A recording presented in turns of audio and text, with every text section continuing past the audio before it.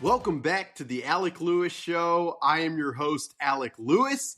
This is episode 78, recording on Friday, April 25th, the morning after the first round of the NFL draft. The Vikings, if you've been living under a rock, selected Donovan Jackson from Ohio State, and we are here to talk about it today. We'll get into the selection, the lead up to it, my thought process and the picks before, some of what I heard all night.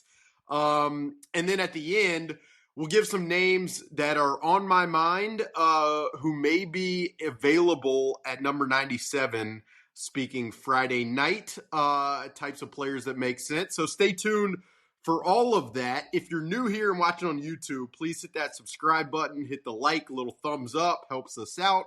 If you're listening wherever you get your podcast, you can follow us, rate, review, do all of the good stuff that we are always grateful for. This show, as always, is presented by First Resource Bank.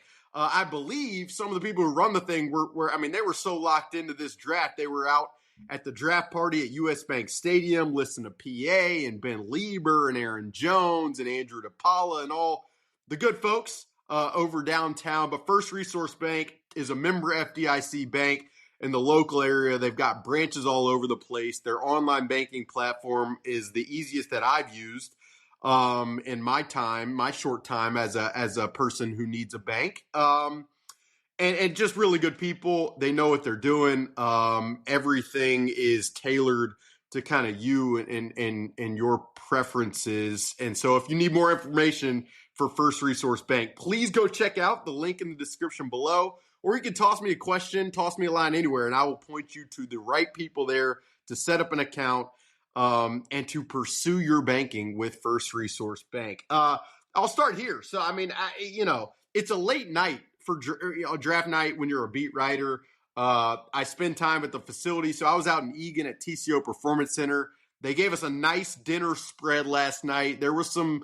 I hate to show off, brag a little bit here. There was some ribeye I had. There was a nice Caesar salad that was very well mixed, a wild rice pilaf. But you really sit there and kind of wait for the pick. And then after it happens, talk to Kwesi Adofo-Mensah, talk to Kevin O'Connell, talk to Donovan Jackson virtually. And then it begins the writing portion of the equation. Do a quick story, which is up at The Athletic. In terms of how Donovan Jackson fit, then a lengthier story of kind of how he ended up being the pick at number 24 and another story that is locked and loaded at The Athletic already, best available players at 97. So it's a late night. I didn't get home probably until 2 a.m. And because of that, if I seem a little spacey, I used to, when I covered the Kansas City Royals, one of the longtime pitchers there, Danny Duffy, used to come to spring training and say he was working out the cobwebs in his arm. So I feel like right now I'm working out the cobwebs in my brain, but I can't wait to do this show because I have a lot of little insights and nuggets to get to. First, I'll just begin kind of with the timeline and how I was thinking about the number 24 pick. If you read anything that I've done at The Athletic over the last couple months probably, or listened to this show for the last couple months, the position that I talked most about was the interior of the offensive line. For me, just from what I'd heard coming out of the combine, it was a spot that made sense for a lot of reasons. For one, that it was the priority of the entire offseason. I'll never forget sitting in the press conference in Glendale, Arizona after the absolutely brutal loss to the Rams that we don't need to rehash here. And Kevin O'Connell was asked that night, how much of a priority is interior offensive line going to be this offseason? And he did not mince words. Usually he is one to be very tactful with what he says and what he doesn't. And it usually ends up as a lot of words that don't really give you a distinct roadmap. But that night, he was pretty clear in saying that they had to shore up the interior of the pocket.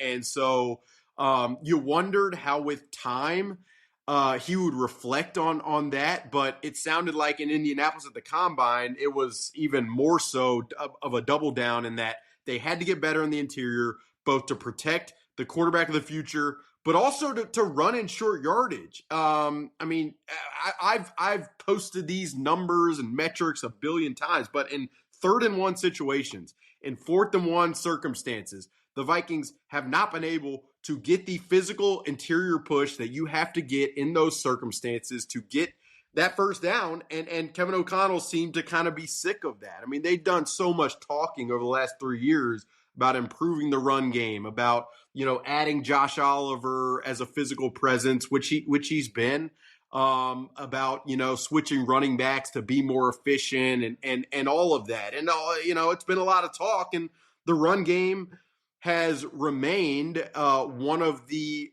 prohibitors to this and inhibitor to this team taking it deeper in January. And so did I expect them to fix all 3 spots? Absolutely not. I mean, even coming out of the combine, I felt like if you get 2 spots fixed throughout the course of this entire offseason, you feel really good about that. Ryan Kelly, from everything I know, that kind of surfaced and became a possibility, and it was hard to shoo that away when that guy has been as good as he's been. And then Ryan Kelly helps recruit Will Fries, and that was a very competitive free agent situation, but the Vikings have established a culture that has made certain agents and players want to be a part of it, and so they were able to get that done with Will Fries, and then to triple down with spending a first-round pick on the interior. I mean, it seemed like a lot, but as I've said and as I've written, it felt like that was going to be the preference if a player that they preferred was available at 24. And I mean, if you guys have listened and read, you know that the 2 guys who it sounded like they really liked were Alabama's Tyler Booker, North Dakota State's Gray Zabel, and Tyler Booker is an interesting player in that he is I'll say this. Like, on Wednesday morning, I asked an NFC executive who doesn't work for the Vikings, works for another team, about those 2 guys and about Donovan Jackson, and just recalling the text I had with this NFC executive. He said, Booker is more of like the phone booth brawler. I don't know what a phone booth really is, other than like there's some in London that I saw that seemed like pretty good photo ops last year when I was there for the game against the New York Jets. But the point being was that Tyler Booker is more of the, short area, just feisty, strong hands, really good anchor, more of like the reliable pass protector. This executive said to me that Gray Zabel was a tough, strong competitor, but probably not as athletically gifted as Donovan Jackson, who we also talked about Donovan Jackson. He said he's probably the athlete of the bunch. And you kind of could discern from this conversation with this particular NFC executive that of these 3, he kind of preferred the upside of a Donovan Jackson, which I thought was interesting at the time. And it's definitely interesting to revisit. But do I think the Vikings liked Alabama's Tyler Booker and North Dakota State's Gray Zabel? Absolutely. In the days leading up to the draft, there obviously became a question of, would these guys get to number 24? And if they don't, what happens then? If you like Donovan Jackson, are you willing to trade back and risk the idea of not getting him? It sounded like, preceding kind of the Dallas being on the clock at number 12, sounded like Dallas told a lot of people Tyler Booker wasn't going to be the pick. Tyler Booker. And that was obviously a smokescreen because they selected Tyler Booker at 12, and their comments after the draft would tell you that they felt like he was a prime potential replacement for Zach Martin, the legendary guard down there who retired. And then Gray Zabel, there were mock drafts and there was buzz in conversations I even had with certain people across the league that he could start to go as early as 11. Obviously, he doesn't go at 12 to Dallas. Cincinnati passes up on him. I expected, I heard multiple times that Pittsburgh really liked Gray Zabel. So entering the draft, TCO Performance Center on Thursday night, it was hard for me to believe that Gray Zabel was going to get past number 21 to Pittsburgh. Obviously, one of the other popular predictions from folks was that the Seahawks and John Snyder and their general manager and their team over there, knowing that they need to fortify their offensive line for Sam Darnold, that they were going to probably be of interest in Gray Zabel. And Seattle takes Gray Zabel at 18. And so, I mean, again, you're sitting there kind of in TCO Performance Center trying to assess, okay, so these two guys who it sounds like the Vikings really liked are off the board. Now what?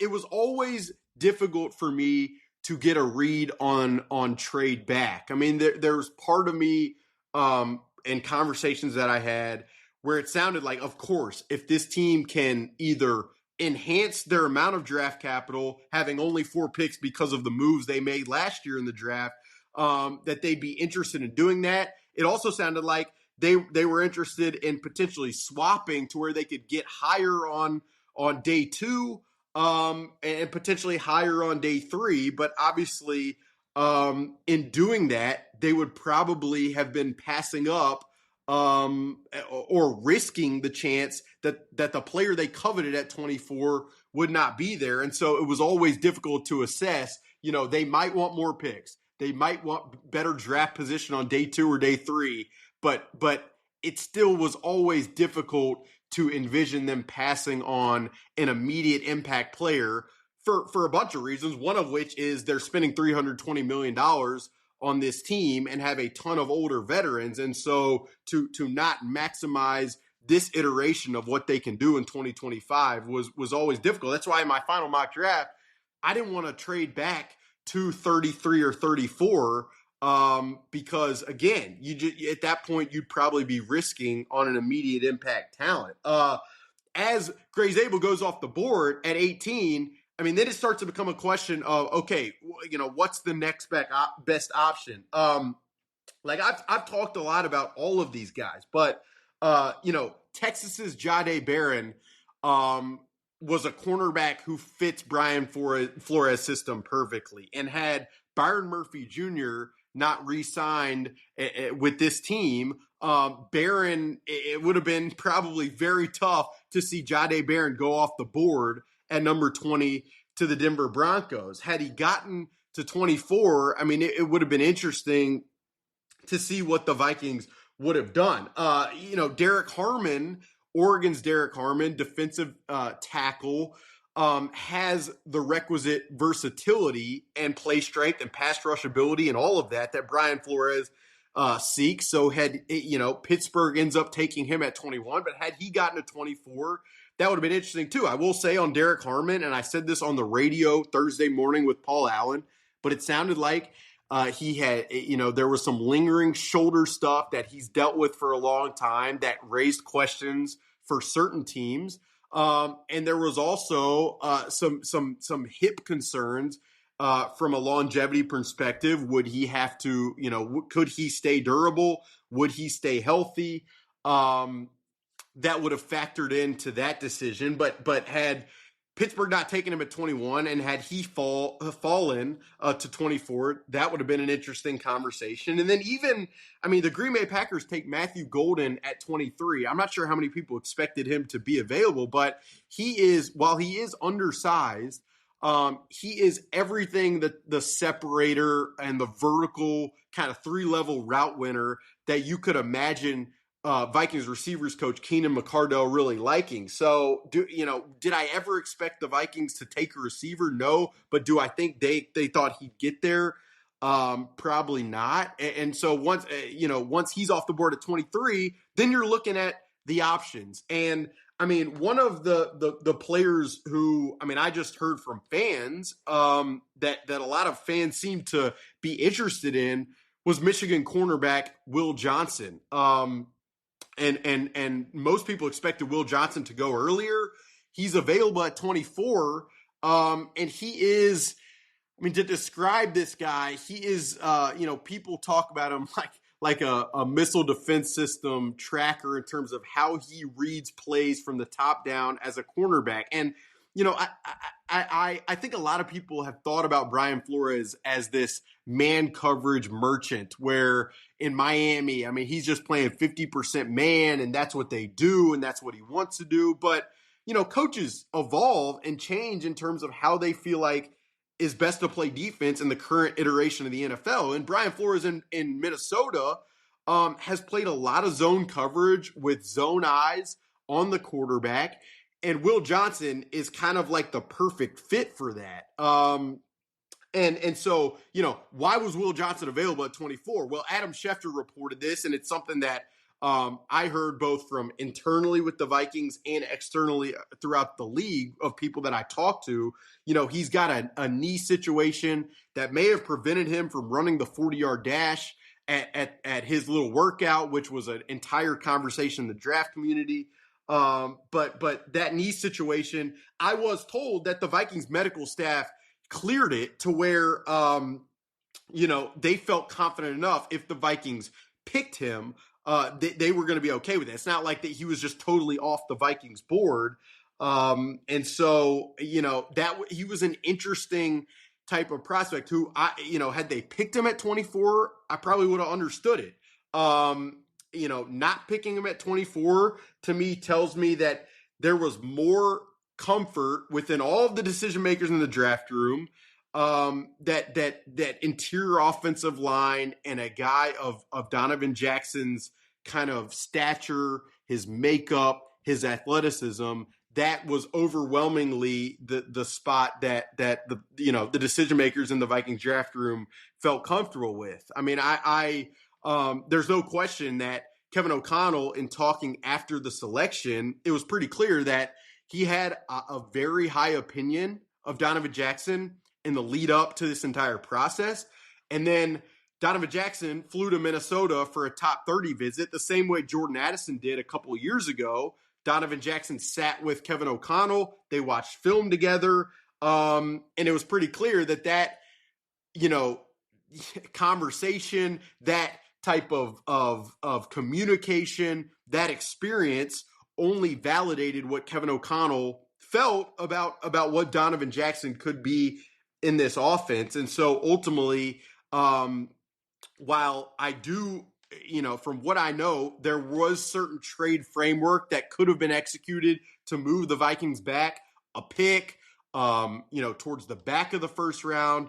It's clear that Kwesi Adofo-Mensah and the Vikings brass was not willing to risk losing out on the player that they ultimately picked. And so that level of conviction speaks to what they believe Donovan Jackson can become. And I mean, I'll just give you experience from what I saw watching him on tape. You're always told to look for the film that, pairs the player against very good competition. And so for me, and I watched probably 70 players within this draft cycle, which is probably way too much and absolutely ridiculous. But you want to know who you're talking about. And when you write analysis, you want to feel at least like you're not just parroting what other people think. And so I picked the film of I only watched one game of Donovan Jackson against Oregon. Why? I wanted to see him against Derek Harmon. What would he look like against a physical, very large player like that who had as much success as Derek had rushing the passer all year? And Donovan Jackson really held his own. Like I watched it. He moved very fluidly. It was very easy to watch. He climbed up easy. Didn't look like he labors at all. There were certain, like one of the things more than anything that I was looking for because of how much trouble the Vikings have had with picking up stunts over the last couple of years was like from a vision perspective, does he see guys looping around? And there were multiple instances on that one tape where Donovan Jackson seemed to, he has his initial blocking assignment. That guy slants inside. Then there's a looper coming around, and it seems like he picked it up. He did. He picked it up easily. And so honestly, like I came away watching that film, like, I mean, totally really impressed with him. And then you get into, I mean, like I had a conversation weeks before the draft with an AFC executive who said to him, and I asked him about all of these interior offensive linemen, and he said, Donovan Jackson, is he going to be like the Mauler, the Michael Orr pushing the guy to the Gatorade cooler? He might not be that guy, but is he going to be an absolute rock solid player for the interior for the immediate future? Yes. And so, I mean, when you're picking at 24, especially in a draft that is not as loaded as this one, I mean, to line a double in the gap for me was going to be totally okay. And the other aspect of Donovan Jackson's that is intriguing is both his measurables are fantastic. His pedigree, he was a 5-star coming out of Houston, Texas. Believe Rivals had him as the number 13 player in the entire country. If I'm not mistaken, the best offensive lineman in the country. And he plays left guard, productive for Ohio State. Believe like 35 starts at left guard. Then last season, Ohio State has poured as many dollars and resources into that team as they did. They had as high of expectations as they did with Chip Kelly as their offensive coordinator, Jeremiah Smith at receiver, Emeka Egbuka, Quinshawn Judkins, Travion Henderson. I mean, the expectations for that team was absolutely off the charts. And midway through the season, they had some health issues at tackle. And so Ryan Day, their head coach, who worked with Kevin O'Connell in San Francisco, by the way, as did Chip Kelly, Ryan Day approaches Donovan Jackson. He says, hey, man, we really need you to slide out to left tackle. Donovan Jackson jumps at that opportunity. And I'm not sure how many guys would or how many agents would allow, and there are agents in college football now, mind you, would allow their player to do that. Why? Because if he slides out to tackle and he just struggles mightily, does his draft stock plummet? And it's not like he's going up against inferior competition. His first start was against Abdul Carter. Like, hello, welcome to this new position. You're about to face the number 3 pick in the draft, who is an absolute specimen. It says a lot for a guy to be willing to do it. And then not only was he willing to play left tackle, but Donovan Jackson in his final 3 games, pretty big games, mind you. Ohio State won the national championship. They played Oregon, Texas, and Notre Dame. Donovan Jackson playing left tackle, a position he never played in college before this past season midway through, so he didn't have an offseason to prepare for it. He gave up 1 hurry, no sacks, no hits on quarterback Will Howard. And I mean, Ohio State won the national championship. So while he is the left guard in the immediate, I would never rule out the chance that in a spot, in a suboptimal situation, could he slide out and play a left tackle? Might be asking a lot, but right tackle, I mean, given what he did down the stretch last year and his pedigree as an athlete, I wouldn't really rule it out. I mean, I'll say this, I love Brian O'Neill, the Vikings' entire staff and locker room. I mean, Brian O'Neill may be the best leader internally for this entire team. And he's been, I mean, last year, Christian Darrisaw goes down. The Vikings are leaving him on an island on a snap-in, snap-out basis, and he holds up at right tackle. But his contract only goes through 2026. His cap hit for 2026 is around $23 million. That whole contract might need reshaping at some point. And given how strongly I know Kevin O'Connell specifically feels about Brian O'Neill's importance to this team, both for the present and the future, I mean, I would expect them to be able to smooth everything out. But in the event that, probably worst case scenario, could Donovan Jackson be a potential right tackle? I mean, I would not rule it out. He's got 35-inch arms, which, you talk to coaches and anybody, and that's an important aspect as people kind of weigh the types of players that can play those positions. So, I mean, again, if you're getting a guy who is just a rock-solid left guard who limits negative plays, considering how many negatives the Vikings interior has allowed over the last 3 years that I've covered this team, that's great enough. Now, if you have a guy who also has flexibility to play outside, given the importance of those positions in an NFL roster building exercise, that's fascinating as well. I mean, like just to underscore what I said earlier, I mean, this entire overhaul of the interior offensive line, um, it's pretty freaking impressive, and it's actions that verify words of a commitment to doing so. And you always like to see that. I mean, you guys have probably listened over the years to Vikings coaches, Vikings executives talk about wanting to be better on the interior offensive line. I mean, health permitting here with Ryan Kelly and Will Fries, there's no question they have done that. I mean, I said this earlier, but had they fixed two of these spots or overhauled two of the spots, you'd have felt really good about it. The fact that they've done all three,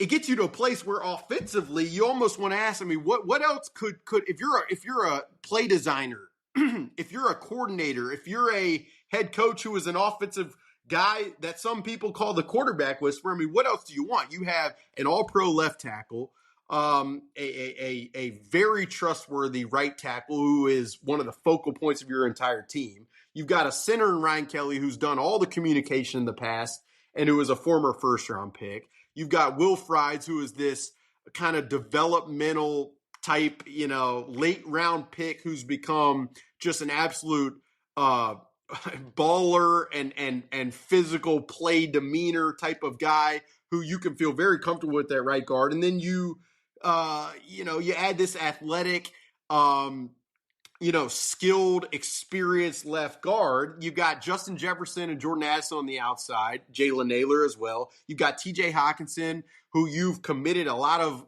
resources to, both in terms of draft picks and money spent. So, I mean, that better rise you to a certain level. You got Josh Oliver as a kind of dual threat tight end, run blocker, and pass protector. You acquired Jordan Mason and paid him. You paid Aaron Jones a pretty handsome sums. I mean, as an offense, I mean, you start to the only uncertainty is the young quarterback that your entire draft process last year was geared toward finding. So pretty cushy situation, and pretty easy to be confident. And I mean, especially looking at the other side of the ball, like with the questions that the Vikings have at cornerback. I mean, yes, Byron Murphy Jr. is who he is, and there is a strong feeling in terms of what Isaiah Rodgers can be, but the depth of that room still is somewhat of a question mark. If that's the case,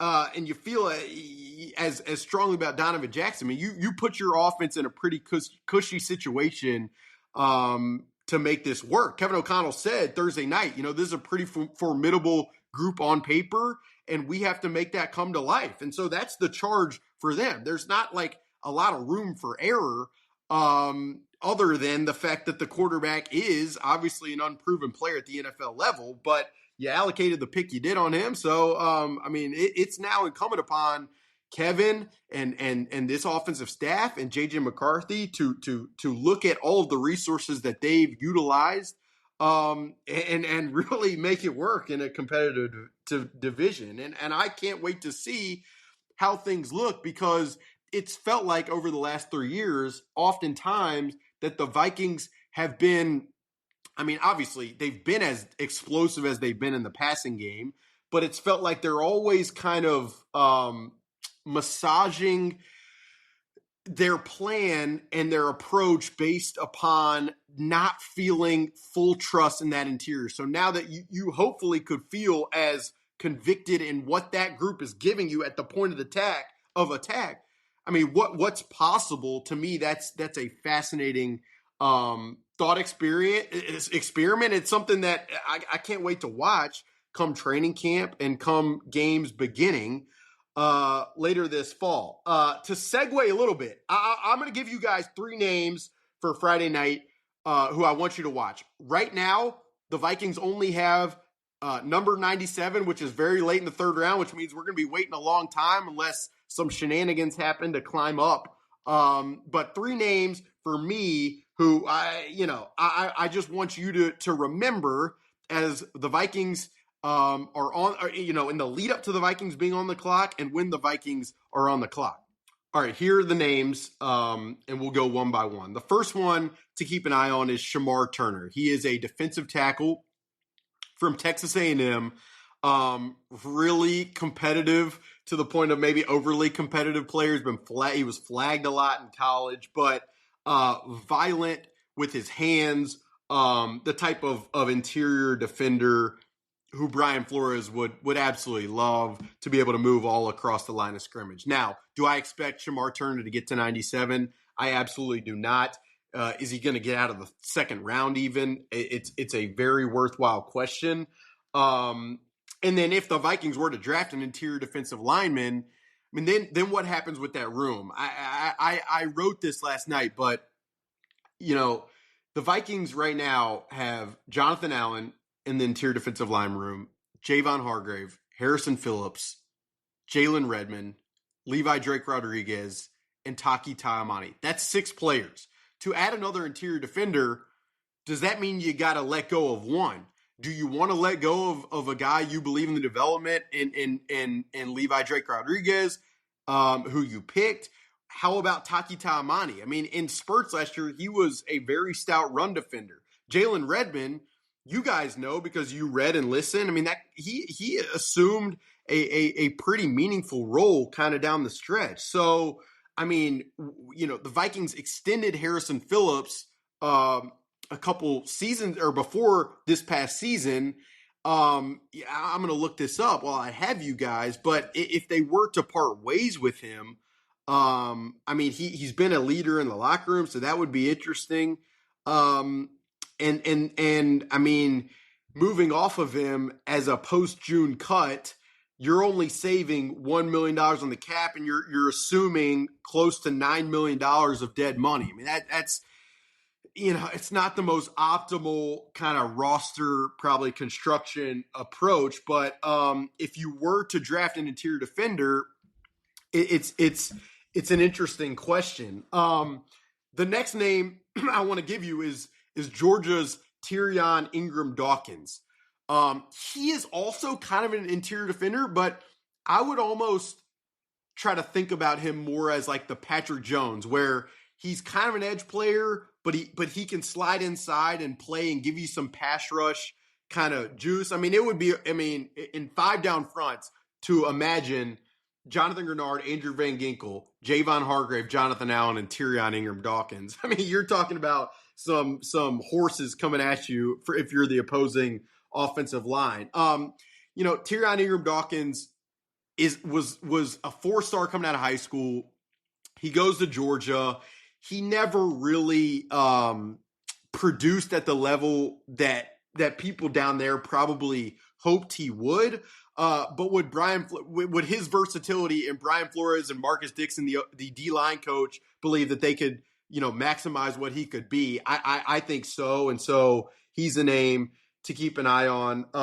And then the third one, I'd say Noah Williams, cornerback from Cal. Do I expect the Vikings to go cornerback with this 3rd-round pick in 97 if that's where they're picking on Friday night? No, I do not. But Noah Williams, he had 7 interceptions last year. He isn't the most explosive athlete, but a very instinctive corner from Cal who finds the ball, who is unafraid as a tackler. I'm of the belief that the Vikings would absolutely love him. So those are the 3 names I'll give you: Shamar Turner, Tyrion Ingram-Dawkins, and Noah Williams. I mean, if those 3 guys are all off the board or something, you're talking about Texas's Vernon Broughton, defensive lineman. You're talking about Washington State's Kyle Williams, receiver. Maryland's Ty Felton, receiver. That's probably where I'd go. So I gave you a little bonus, some bonus names. But it would be interesting if they take an interior defensive lineman, how they would kind of manage the numbers in that room, how they would think about that. And then, if some of these guys are off the board by 97, what they would do becomes kind of an interesting conversation. I've got more names in terms of best available for the Vikings at 97 over at The Athletic. So if you missed that story, it posted early Friday morning. You can go check that out immediately. And there's more blurbs on Turner, Ingram-Dawkins, Vernon Broughton, Noah Williams, Ty Felton. So just more depth if you want it over at The Athletic. That's usually what we're trying to do. We'll have more stories to come, talking to people throughout the day on Donovan Jackson. He'll be introduced at a press conference Friday afternoon, so we'll have some feedback from that. Stay locked in to social media over the next, tonight, tomorrow, as the Vikings try to put some finishing touches on adding some youth to their roster. And then I'd expect the UDFA portion to be pretty active. So, stay tuned to the coverage. If you got here on YouTube, we appreciate it. Hit that subscribe button, hit the like button. It helps us out. If you're listening on Apple, Spotify, iHeart, wherever you get your podcast, we appreciate that. Rate and review us over there. We'll be back probably over the course of the weekend with some of the final thoughts on what happened, but hope this gave you a pretty good feel of, how the Vikings ended up with Donovan Jackson at 24, what to think of it, some insights from people throughout the league, and then some players to look for as you tune in Friday night for the big wait. As you probably, pair it with the Wolves-Lakers game. Hopefully the Wolves get off the schneid and get back in front in what will be an absolutely electric atmosphere at Target Center. But appreciate you guys being here. Always appreciate First Resource Bank for their support. We will talk to you guys very, very soon. Stay locked in for all the draft coverage. That'll do it for episode 78 of the Alec Lewis Show.